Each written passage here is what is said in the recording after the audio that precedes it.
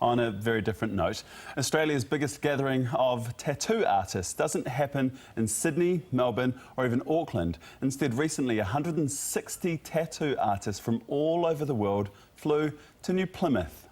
They were joined by 80 of New Zealand's best tattooists and also Hayden Jones, who went along to not so much look at tattoos, but to find out the stories behind the ink. In towns like New Plymouth, they don't queue for much, but today thousands have paid their $20 just to come inside and watch some people get inked. Tattooing is popular, it's big business, it's entertaining in many forms. This stadium could be a giant Where's Wally puzzle where the guy without the tattoo is the odd one out.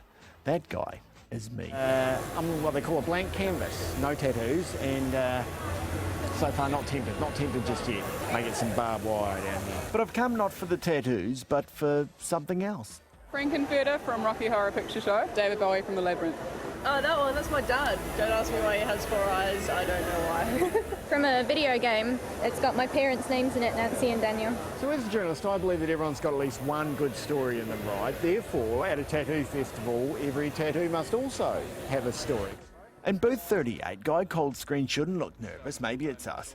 As you see, he's had plenty of tattoos before. I feel passionately about something enough that I want it to be with me forever. He's spent $10,000 on his body so far. His stomach is a work in progress.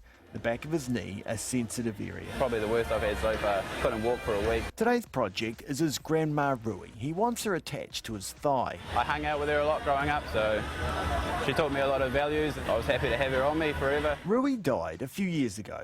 It was pretty unexpected, but it was kind of good. She was in a bit of pain and she passed on, so it was a bit of a relief. He booked Auckland tattooist Matt Jordan 10 months ago specifically for this task. It's real scary. Like, I love doing realistic stuff in general, but doing a portrait of someone, you've really got to be really precise. An older person, it's a bit easier because they're more defined. Children is terrifying.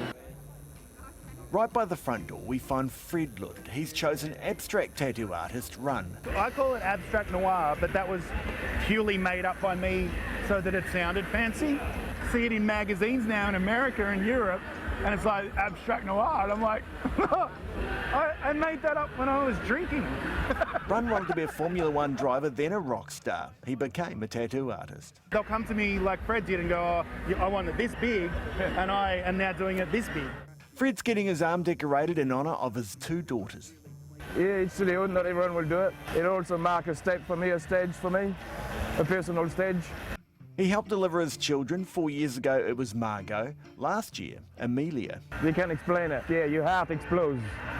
It's awesome that a dad wants to put the kids in a fun way on their arm. That's a pretty cool dad. Lisa Peterson's a parent too. No, it's not my first. Probably about my 20th. I like the feeling of it.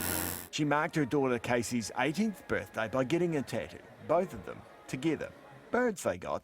My one has an eye, because she says, like, I've lived and seen. Hers hasn't got an eye in it, and when she's, like, seen enough and lived enough, she'll put an eye in her bird. Casey's now a tattooist too. Her first customer was herself. The deal was I had to tattoo myself first before I touched anyone else, and then I tattooed Mum.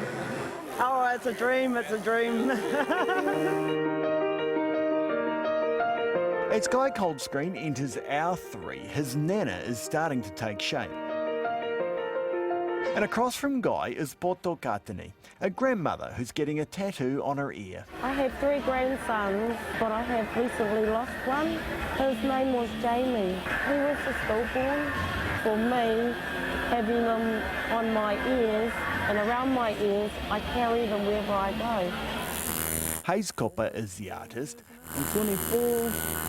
I started when I was about 16, 17. He's a little different. He does all his tattoos freehand. I'd rather just look at it and try and visualise a way that I can make it fit to the body. 40 minutes later, and Poto is finished. I've done justice, and I'm thankful. And thank you, Hayes. Tattoos aren't just ink, a bit of pain and bravado. They can be a historical document.